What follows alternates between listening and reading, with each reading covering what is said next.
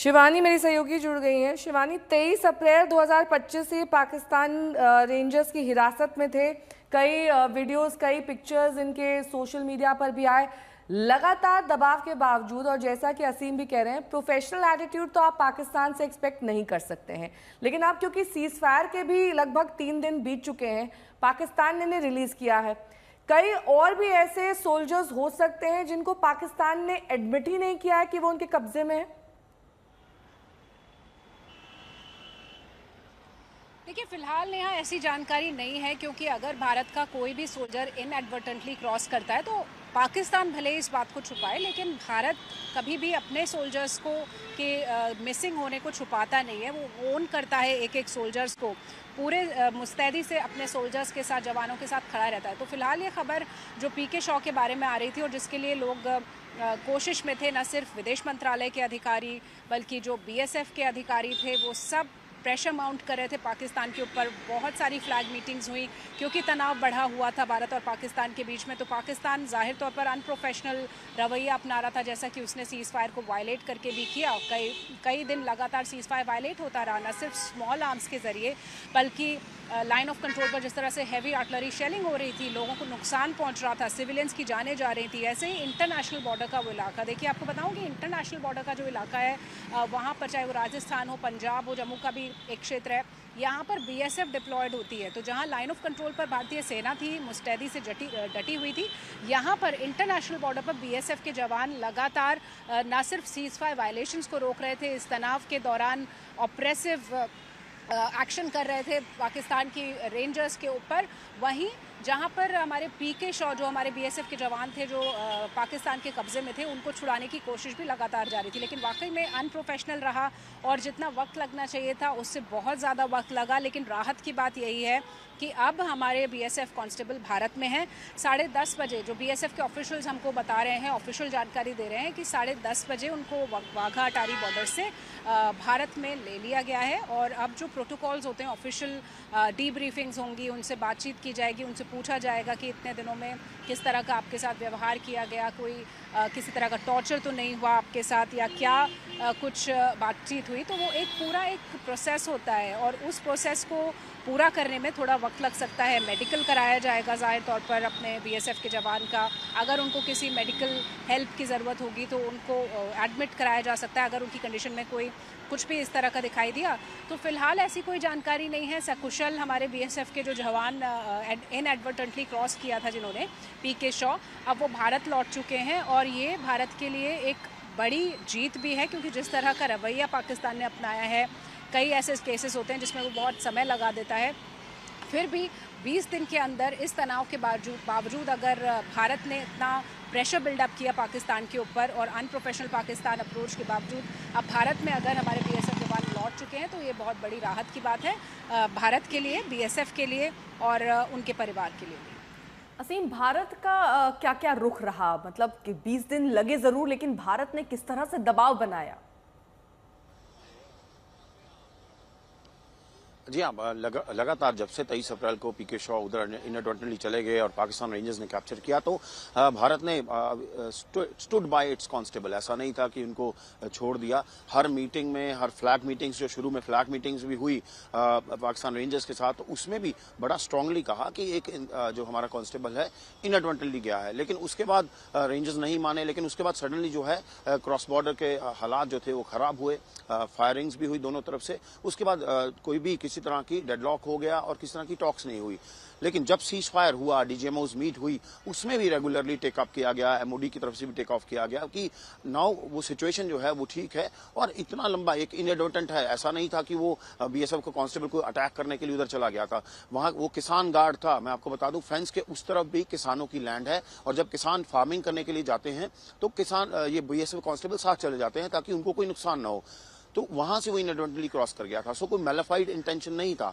So India ने हर meeting में, हर flag meeting में, हर जगह पे बैक किया अपने कांस्टेबल को। यही इंडिया का रुख था कि वो अपने एक बीएसएफ के जवान के साथ खड़े हैं और हर हालत में उसको अपने देश वापस लेकर आएंगे। जो प्रेशर जो है पाकिस्तान के ऊपर माउंट किया पहले जो पाकिस्तान जो नखरा दिखा रहा था उसको डाउन किया, और अब बीएसएफ जो कांस्टेबल है उसको वापस अपने देश भारत लाया गया। जी हाँ।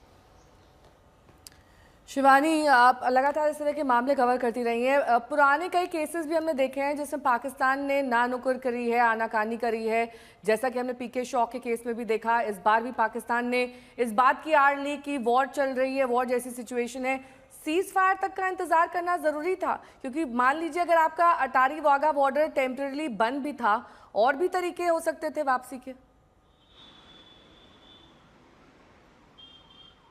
नेहा, आप बहुत ज़्यादा उम्मीद नहीं कर सकते हैं पाकिस्तान जैसे पड़ोसी से। जो भी कुछ पहलगाम में हुआ ख़ास तौर पर, उसके बाद तो और भी ज़्यादा एक्सपोज हो चुका है पाकिस्तान, न सिर्फ भारत के लिए बल्कि पूरी दुनिया के लिए। जिस तरह से वो भारत में आतंकवादियों को भेजता आया है, क्रॉस बॉर्डर टेररिज्म के लिए भारत बार बार इस बात को उठाता आया है, तो पाकिस्तान से बहुत ज़्यादा उम्मीद नहीं की जा सकती। और ख़ास तौर पे ऐसे वक्त में जब पाकिस्तान को सीधे घेरा भारत की सशस्त्र सेनाओं ने ऑपरेशन सिंदूर किया। और ऑपरेशन सिंदूर से पहले आपको याद होगा, जैसे ही भारत ने डिप्लोमेटिक एनसर्कलमेंट शुरू किया, पाकिस्तान का बहुत सारे सख्त फैसले लिए। हमारे जो विदेश मंत्रालय हैं उन्होंने इंडस वाटर ट्रीटी को अबेंस में रखा, वीज़ाज कैंसिल कर दिए, लगातार प्रेशर बिल्डिंग चल रही थी पाकिस्तान के ऊपर। तो कहीं ना कहीं उसका असर इस हैंडिंग ओवर की देरी में भी दिखाई दिया। पाकिस्तान शुरुआत के कुछ दिनों में, जैसी रिपोर्ट्स हमको मिल रही थी Neha, flag meetings Bharat call कर रहा था। हमारे जो हमारे बीएसएफ के जवान हैं वो रेंजर्स के साथ मिलकर बातचीत करना चाहते थे सेफ रिटर्न के लिए। लेकिन कई मरतबा ऐसा हुआ कि जो पाकिस्तान के रेंजर्स हैं वो टाइम देकर मीटिंग करने ही नहीं आए। तो आप देखिए कितना अनप्रोफेशनल रवैया रहा, और यही वजह रही तेज़ी की। उसके बाद जब देरी की, माफ़ कीजिएगा, उसके बाद जब हमने ऑपरेशन सिंदूर किया 7 तारीख को, उसके बाद से तो पाकिस्तान का रवैया और ज़्यादा बदल गया। उसने भारत के सिविलियंस को निशाना बनाना शुरू कर दिया। तो उस वक्त उससे बिल्कुल उम्मीद नहीं की जा सकती थी कि जो रेंजर इनएडवर्टेंटली क्रॉस करके पाकिस्तान पहुंच गए हैं उनको वो भारत को सौंपेगा। तो तनाव बहुत ज़्यादा बढ़ रहा था दिन ब दिन। और उसके बाद जब भारत ने हमला किया, पाकिस्तान के एयर बेसिस को तबाह किया, पाकिस्तान के 40 पर्सनल्स को LOC पर वहाँ पर नुकसान हुआ, और पाकिस्तान के मिलिट्री इंफ्रास्ट्रक्चर को बहुत सख्त नुकसान हुआ, तो बैकफुट पर आया पाकिस्तान और DGMO से बातचीत करने की दरकार करने लगा। 10 मई को हमें जैसे कि जानकारी मिली कि 12 बजे एक बार उन्होंने कॉल किया और वो बातचीत करना चाहते थे DGMO से, लेकिन हमारे DGMO व्यस्त थे। दोपहर को 3:30 बजे दोबारा उन्होंने रिक्वेस्ट किया कि सीज़ फायर करवाना चाहिए। उसके बाद भारत ने विचार किया। तो ये जो प्रेशर टैक्टिक्स थी पाकिस्तान के ऊपर हर तरफ से, न सिर्फ हमारे अग्रेसिव मिलिट्री ऑपरेशन के ज़रिए, बल्कि जो विदेश मंत्रालय लगातार एक प्रेशर माउंट कर रहा था पाकिस्तान के ऊपर, बहुत सारे सख्त फैसले लेकर, उसका भी असर पाकिस्तान के ऊपर हुआ। लेकिन जाहिर तौर पर 20 दिन पाकिस्तान ने लगाए, और पाकिस्तान से शायद बहुत ज़्यादा उम्मीद नहीं की जा सकती है भारत की तरफ से। ये जो भी कुछ हुआ है, ये रिटर्न हुआ है, ये भारत की राजनयिक जीत और भारत के मिलिट्री ऑपरेशंस की जीत का ही असर है। शिवानी, हम लगातार देख रहे थे DGMO स्तर की भी लगातार बात चल रही थी। ये देखिए तस्वीरें भी सामने आनी शुरू हो गई हैं।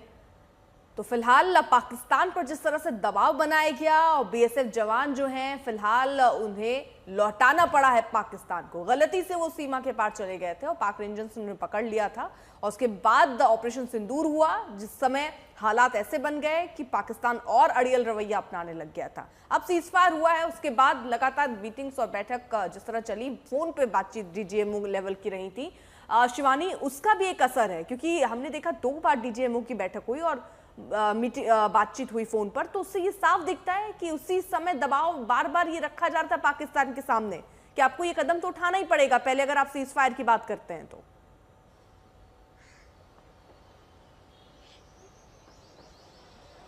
22 अप्रैल के बाद से ही पाकिस्तान के ऊपर जो सख्त डिप्लोमेटिक कंडीशंस लगाई भारत ने, उससे ही बनना शुरू हो गया था। वो जो काइनेटिक और नॉन काइनेटिक हम कहते हैं, काइनेटिक जो सीधा प्रहार होता है हमारे ऑपरेशंस के ज़रिए, मिलिट्री ऑपरेशंस के ज़रिए वो, और नॉन काइनेटिक जो हम डिप्लोमेटिक फ़ैसले लेते हैं, जो दिखता नहीं है लड़ाई जैसा लेकिन बहुत ज़्यादा मारक होता है, वो प्रेशर बनने लगा था पाकिस्तान के ऊपर सीधा 23 अप्रैल के बाद से। और आप देखिए कि जितनी बार भारत ये प्रेशर बिल्डअप करता था, पाकिस्तान हुंकार ज़रूर भरता था, लेकिन अंदर ही अंदर उसे पता था कि उसकी कितनी ज़्यादा मजबूती है या उसकी कितनी ज़्यादा तैयारी है। उसने ऑपरेशन सिंदूर के बाद दिखाने की कोशिश ज़रूर की, कुछ प्रहार किए भारत के ऊपर, लेकिन हमारे आर्म फोर्सेस ने जिस तरह से, वो भी बहुत ही मेजर्ड ढंग से, हम पूरी तरह से नहीं लड़ाई में उतरे, हमने जितना ज़रूरी था, जो अचीव करना था वो किया। उसके जो मिलिट्री इंफ्रास्ट्रक्चर थे और वो एयर बेसिस जिनको वो इस्तेमाल कर रहा था भारत के सिविलियंस के खिलाफ, उनको तबाह किया, उनके उन हिस्सों को तबाह किया जिससे उनकी ऑपरेशनल कैपेबिलिटीज को खत्म किया जा सके, और ऐसा हुआ। उसके बाद आप देखिए कि ठीक है शिवानी, मैं लौटूंगी आपके पास। असीम से मेरा सवाल है, अब प्रक्रिया क्या होगी? मेडिकल किया जाएगा, उसके बाद इनकी घर वापसी होगी, ये अपने घर वापस लौट सकेंगे? और उसके बाद शिवानी आपसे मेरा सवाल कि जब अभिनंदन की वापसी हुई थी और जब पूनम कुमार की वापसी हुई है, इन दोनों में क्या फर्क देख पा रही हैं आप? असीम। हाँ जी, मैं आपको बता दूं क्योंकि जैसे ही आज 10:30 बजे हैंडओवर हुआ, उसी वक्त बीएसएफ ने उनको अपनी कस्टडी में ले लिया, डीब्रीफिंग के लिए एक जगह पर ले गए। उनसे पूरा पूछा जाएगा अभी उनको कहाँ रखा गया, किस डिटेंशन सेंटर में रखा गया, डिटेंशन के दौरान क्या क्या सवाल हुए, उनसे क्या पूछा गया और क्या क्या और कुछ चीजें दिखाई गई या पूछी गई, कोई बॉर्डर एस्टेब्लिशमेंट के बारे में पूछा गया। सो जो भी पाकिस्तान ने कस्टडी में उनके साथ किया होगा या पूछा होगा, उसकी सारी डीब्रीफिंग जो है वो पीके शॉ को यहाँ पर देनी पड़ेगी। उसके बाद उनका मेडिकल होगा कि अगर किसी तरह का उनको टॉर्चर हुआ है या किसी तरह का कोई उनसे गलत व्यवहार हुआ है, उसके बारे में भी होगा। फिर उनके परिवार को हैंडओवर कर दिया जाएगा और उनको ड्यूटीज रिज्यूम कर दिया जाएगा। हो सकता है कुछ देर के लिए उनको छुट्टी पे भी भेजा जाए, क्योंकि कई बार मेंटल स्ट्रेस होता है या ऐसी चीजें होती हैं, लेकिन डीब्रीफिंग में हर चीज पूछी जाएगी जो पाकिस्तान में उनके साथ हुई। ऐसा ही अभिनंदन के साथ भी हुआ था, जब वो वापस आए थे, इसी बॉर्डर से वापस आए थे, उनको भी डीब्रीफिंग वगैरह के लिए लेके जाया गया था तुरंत, और रात को वो वापसी हुई थी, इसी बॉर्डर से हुई थी, मुझे याद है। जी हाँ शिवानी, अब आपसे मेरा वही सवाल, दोनों की वापसी में क्या फर्क देख पा रहे हैं आप? देखिए, जब विंग कमांडर अभिनंदन वर्तमान की वापसी हुई थी फरवरी 2019 में, तो वो एक बहुत ही अलग तरह का जश्न वहाँ पर था, क्योंकि उस वक्त जो तनाव था, पाकिस्तान ने उस वक्त भी बिल्कुल नहीं सोचा था कि उसके ऊपर इस तरह का स्ट्राइक होगा, जो बालाकोट स्ट्राइक वहाँ पर किया गया था। और विंग कमांडर अभिनंदन के तमाम वीडियोस भी उस वक्त वायरल हो गए थे कि जब उन्हें चाय पेश की जा रही थी, चाय पिलाई जा